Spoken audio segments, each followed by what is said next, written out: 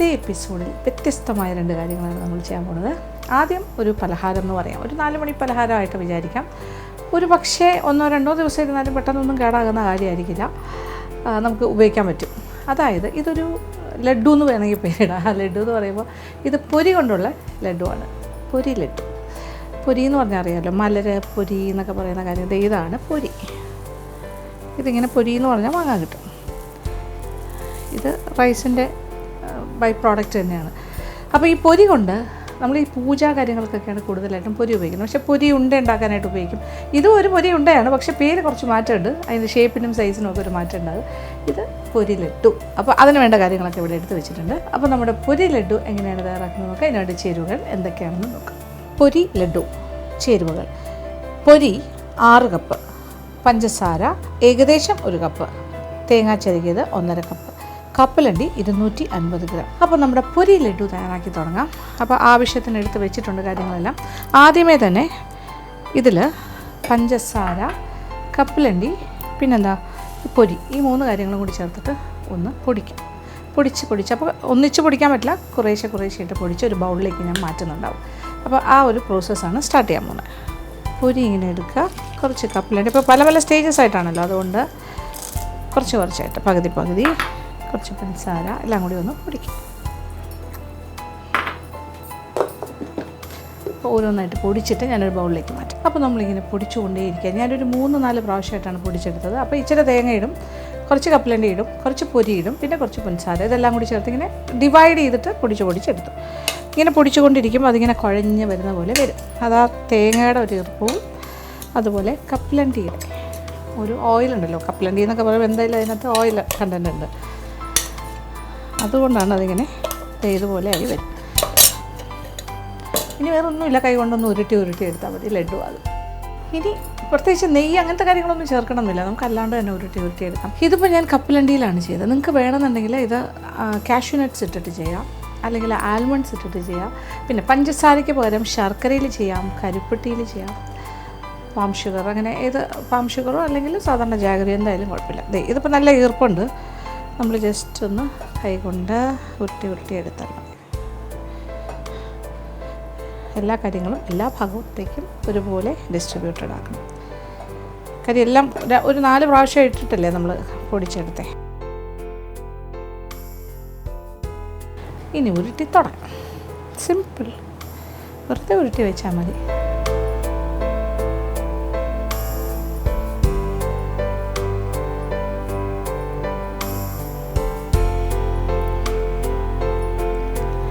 അങ്ങനെ നമ്മുടെ പൊരി ലഡ്ഡു ഈസ് ഗെറ്റിംഗ് റെഡി.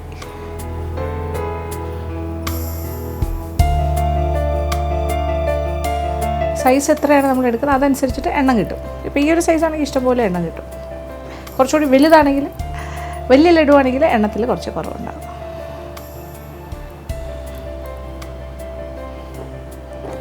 തേങ്ങ ചേർത്ത് ചെയ്തിരിക്കുന്നതുകൊണ്ട് ഒരു ദിവസം നമുക്ക് പുറത്ത് വയ്ക്കാം. അത് കഴിഞ്ഞാൽ ഫ്രിഡ്ജിൽ വെച്ച് സൂക്ഷിച്ചിട്ട് പിറ്റേ ദിവസം വേണമെങ്കിലും കഴിക്കാം. തേങ്ങ ഇല്ലാണ്ട് ചെയ്യണമെന്നുണ്ടെങ്കിൽ അങ്ങനെയാകും. അപ്പോൾ ഇതിൽ നിന്നും ഇതുപോലെ ലഡ്ഡൂസ് ഉരുട്ടി എടുക്കാം.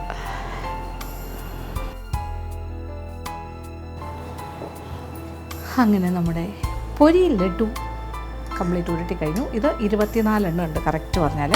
ഈ ഒരു സൈസ് ഒരു ചെറിയ സൈസാണ്, ഒരുപാട് മീഡിയം എന്നും പറയാൻ പറ്റില്ല, ചെറിയ ലഡ്ഡൂസാണ്. കൺവെൻഷനലായിട്ടുള്ള ലഡ്ഡു അല്ല, വ്യത്യാസമുണ്ട്. പക്ഷേ ലഡ്ഡു എന്ന് പറയുമ്പോൾ ഉരുണ്ടിരിക്കുന്ന മധുരമുള്ള ഒരു പലഹാരം എന്നുള്ള നിലയ്ക്ക് നമുക്കിത് വേണമെങ്കിൽ പൊരി ഉണ്ടാകുന്നും പറയാം. പക്ഷേ പൊരി ഉണ്ടാകുന്ന പറഞ്ഞ് വേറൊരു പലഹാരം ഉണ്ട്, അത് ബാറ്ററിലും കൂടി മുക്കി പൊരിച്ചെടുക്കുന്നതാണ്. കാസർഗോഡ് സൈഡിലൊക്കെ ഉള്ളൊരു പലഹാരമാണ് ഇത്. അതിൽ നിന്നൊക്കെ വ്യത്യസ്തമായിട്ടാണ് ഞാനിപ്പോൾ ചെയ്തിരിക്കുന്നത്. അപ്പോൾ നിങ്ങളുടെ ഇഷ്ടത്തിനുള്ള നട്ട്സ് ചേർക്കാം, കുറച്ചുകൂടി എന്താ പറയുക, കുറച്ചുകൂടി ഹെൽത്തി വേർഷനാക്കാം. പഞ്ചസാരയൊക്കെ മാറ്റിയിട്ട് കരിപ്പെട്ടിയിൽ വേണമെങ്കിലും ചെയ്യാം, ഒരു അത്രയ്ക്ക് ഇഷ്ടമുള്ള രീതിയിൽ മാറ്റിയെടുക്കാം. പിന്നെ ഇനി മധുരം എന്നുള്ള കാര്യത്തിൽ വേണമെങ്കിൽ ഡേറ്റ്സ് വെച്ചിട്ടും ചെയ്യാം. ഡേറ്റ്സ് ഇതെല്ലാം കൂടി വെച്ചിട്ട് നന്നായിട്ട് കുഴഞ്ഞ് കിട്ടുകയും ചെയ്യും.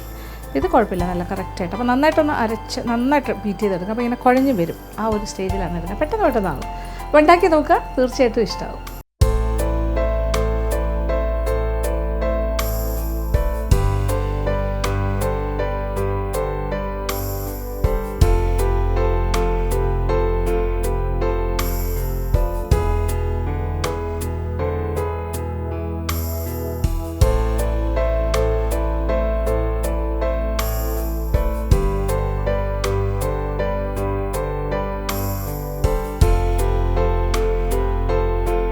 അടുത്തതായി മാജിക് അവൻ്റെ second recipe of the week. ഈ ആഴ്ചത്തെ സെക്കൻഡ് റെസിപ്പി ഇപ്പോഴത്തെ ഈ കാലാവസ്ഥയ്ക്ക് പറ്റിയൊരു കാര്യമാണ്, ഒരു മിൽക്ക് ഷേക്കാണ്. മാത്രമല്ല ഇപ്പം ഞാൻ പറഞ്ഞല്ലോ ചക്ക മാങ്ങയുടെ ഒക്കെ ഒരു സീസണാണ്. ഈ ഒരു ഏപ്രിൽ മെയ് മാസങ്ങളെല്ലാം അങ്ങനെയാണ്. ചക്കയൊക്കെ സുലഭമായി കിട്ടി തുടങ്ങിയിട്ടുണ്ട് മാർക്കറ്റ്സിലൊക്കെ. വീട്ടുമുറ്റത്ത് പ്ലാവുള്ളവർക്കും വളരെ കൺവീനിയൻ്റ് ആയിരിക്കും. എന്തായാലും ചക്ക കൊണ്ടൊരു മിൽക്ക് ഷേക്ക് അതിപ്പോൾ വളരെ പോപ്പുലറാണ്. പല മിൽക്ക് ഷേക്സൊക്കെ കിട്ടുന്ന കടകളിലും ജ്യൂസ് കടകളിലും ഒക്കെ ചക്ക മിൽക്ക് ഷേക്ക്, ചക്ക ജ്യൂസ് ഒക്കെ ഇപ്പോൾ നമ്മളുടെ നാട്ടിൽ കിട്ടുന്നുണ്ട്. നമുക്ക് വീട്ടിലുണ്ടാക്കിയാലോ? അപ്പോൾ നല്ലൊരു ചക്ക മിൽക്ക് ഷേക്ക് ഉണ്ടാക്കാം. നല്ല വരിക്കച്ചക്ക കൊണ്ടാണ് ഞാൻ ഉണ്ടാക്കുന്നത്. നല്ല മധുരമുള്ള നല്ലൊരു ചക്ക മിൽക്ക് ഷേക്ക്. ഓക്കെ, ഇത് എങ്ങനെയാണ് തയ്യാറാക്കുന്നത് നോക്കാം. ഇതിന് വേണ്ട ചേരുവകൾ എന്തൊക്കെയാണെന്ന് നോക്കാം. ചക്ക മിൽക്ക് ഷേക്ക് ചേരുവകൾ: പാല് 1/2 ലിറ്റർ, ഫ്രീസറിൽ വെച്ച് കട്ടിയാക്കിയെടുത്തത്, അതായത് ഫ്രോസൺ മിൽക്ക്, നന്നായി പഴുത്ത ചക്ക ചെറിയ കഷ്ണങ്ങളാക്കി അരിഞ്ഞത് 1 കപ്പ്, മിൽക്കി മിസ്റ്റിൻ്റെ കണ്ടൻസ് മിൽക്ക് 2 മുതൽ 4 ടേബിൾ സ്പൂൺ വരെ ആകാം, വാനില ഐസ്ക്രീം 250 ml ഒരു വലിയ കപ്പ് നിറച്ചെടുക്കുക. അപ്പോൾ നമ്മുടെ ചക്ക മിൽക്ക് ഷേക്ക് തയ്യാറാക്കി തുടങ്ങാം. Jack fruit milk shake. ആദ്യം പ്രധാന ചേരുവ തന്നെയാണ് നമ്മുടെ ചക്കപ്പഴം. ജാക്ക് ഫ്രൂട്ട് ഇത് ഏറ്റവും നല്ലൊരു ഫ്രൂട്ടാണ്. എൻ്റെ ഫേവറേറ്റാണ്. ഒരുപാട് പേർക്ക് ഇഷ്ടമാണ് ചക്ക. നല്ല മണമാണ്. ഇത് ഏകദേശം 1 ബൗൾ നിറച്ചെടുക്കുന്നുണ്ട്. 1 കപ്പ് എന്ന് പറയാം. കുറച്ച് ഒരുപാട് ചെറിയ പീസല്ല, ഇങ്ങനെ ഇതൊരു 240 ml ഒരു കപ്പ് അല്ലെങ്കിൽ 250 ml ഒരു കപ്പ് നിറച്ചുണ്ടാകും. ചക്കയുടെ ഫ്ലേവർ കയറി നിൽക്കണമെങ്കിൽ കൂടുതൽ ചക്ക ഇടണം. ചക്ക ഇട്ടത് അങ്ങനെ തന്നെ ചെയ്യണം. പിന്നെ ചക്കയ്ക്കൊരു മധുരമുണ്ട് എങ്കിലും ചിലപ്പോൾ ഇതിപ്പോൾ ഏകദേശം ഒരു 1/2 ലിറ്റർ പാലാണ് നമ്മൾ ചേർക്കുന്നത്, അതുകൊണ്ട് കുറച്ച് മധുരം വേണ്ടി വരും. അപ്പോൾ മിൽക്കി മിസ്റ്റിൻ്റെ തന്നെ സ്വീറ്റ് ആൻഡ് കണ്ടൻസ് മിൽക്ക് ചേർക്കുന്നു. ഒരു 2 ടേബിൾ സ്പൂൺ നിറച്ചെടുക്കുകയാണ്. അപ്പോൾ മധുരമൊക്കെ ഓരോരുത്തർ ഇഷ്ടമാണ്, അതനുസരിച്ചിട്ട് എടുത്തോളൂ. ഇനി നമ്മൾ അതിനകത്തേക്ക് കുറച്ച് കാര്യങ്ങൾ കൂടി ചേർക്കും. ആദ്യം ഒന്ന് ബ്ലെൻഡ് ചെയ്യാം. ചെറുതായിട്ടൊന്ന് ചതഞ്ഞു. ഇനി ഇതിലേക്ക് നമ്മുടെ ഐസ് പാൽ എന്ന് പറഞ്ഞാൽ അറിയാലോ, ഫ്രോസൺ ആക്കിയിട്ട് ഐസ് പോലെ ആക്കിയ പാലാണ് 1/2 ലിറ്ററിൻ്റെ. ഒരു പാക്കറ്റ് പാല് 1/2 ലിറ്ററിൻ്റെത് ഫ്രീസറിൽ വെച്ചിരുന്നാൽ ഇങ്ങനെയായി വരും. അതെടുത്ത് തല്ലി പൊട്ടിച്ചെടുക്കുക.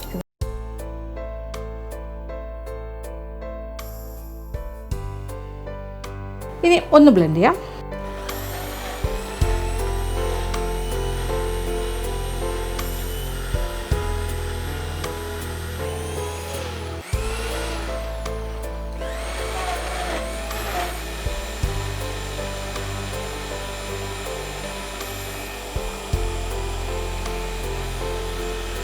ഇപ്പോൾ തന്നെ നല്ല തിക്കായിട്ടുള്ളൊരു മിൽക്ക് ഷേക്ക് ആയി കഴിഞ്ഞു. ഇനി ഇതിനകത്തേക്ക് നിർബന്ധമില്ല, പക്ഷേ ഈ ഐസ്ക്രീമും കൂടി ചേർത്താൽ ഗംഭീരമാവും. ഞാൻ വാനില ഐസ്ക്രീം ഏകദേശം കുറച്ച് കൂടുതൽ ഇടുന്നുണ്ട്. 1 കപ്പിൽ കൂടുതൽ ഐസ്ക്രീം ചേർക്കുന്നു. ഒരു വലിയൊരു സ്കൂപ്പ് എന്ന് പറയാം, അല്ലെങ്കിൽ 2-3 സ്കൂപ്പ് എടുക്കുക. ഇതുപോലൊരു ബൗൾ നിറച്ച് ഇത് ഓപ്ഷണലാണ്, വേണമെങ്കിൽ മതി, ഉണ്ടെങ്കിൽ ചേർക്കുക. ഭയങ്കര ടേസ്റ്റാണ് കൂടുതൽ ചേർത്താൽ.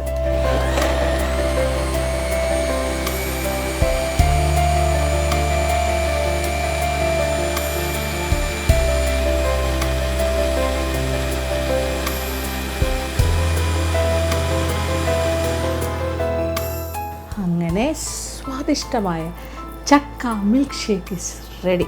നല്ല കുറുകുറാന്ന് തിക്ക്. ഇനി ഗ്ലാസ്സിലേക്ക് ഒഴിക്കാം.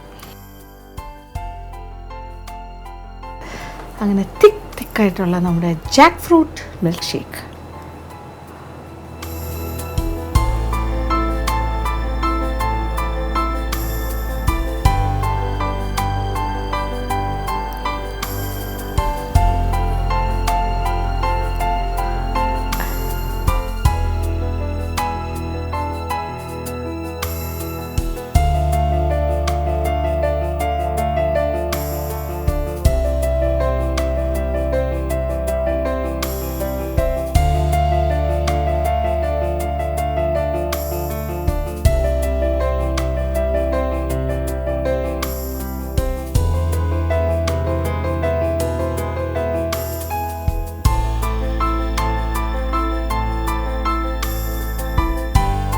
ഇന്നത്തെ എപ്പിസോഡിൽ കാണിച്ച 2 വിഭവങ്ങളും എല്ലാവർക്കും തന്നെ ഇഷ്ടപ്പെട്ടു കാണുമെന്ന് വിചാരിക്കുന്നു. ആദ്യം കാണിച്ചത് വളരെ സിമ്പിളായിട്ട് ചെയ്യാൻ പറ്റുന്നൊരു പലഹാരമാണ് നമ്മുടെ പൊരി ലഡു.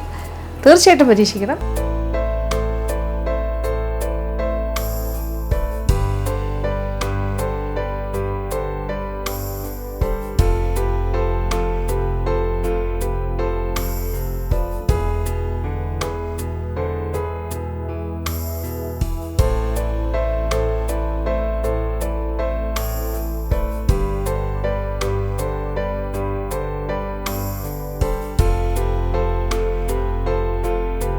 രണ്ടാമത് കാണിച്ചാണെങ്കിലും ഇപ്പോഴത്തെ സീസണൽ ഫ്രൂട്ട് വെച്ച് ചെയ്യാൻ പറ്റിയൊരു അടിപൊളി മിൽക്ക് ഷേക്കാണ്. വളരെ ടേസ്റ്റാണ്, നമ്മുടെ ഈ ഒരു ചൂട് സമയത്തേക്ക് പറ്റിയതാണ്. അപ്പോൾ അതും ഉണ്ടാക്കി നോക്കുക. നമ്മുടെ ചക്ക മിൽക്ക് ഷേക്ക്, അത് വാനില എസൻസോട് ഒപ്പം ചേർത്ത് ചെയ്യാം, അല്ലാണ്ട് ചെയ്യാം. എന്തായാലും ഈ 2 വിഭവങ്ങളും പരീക്ഷിക്കുക.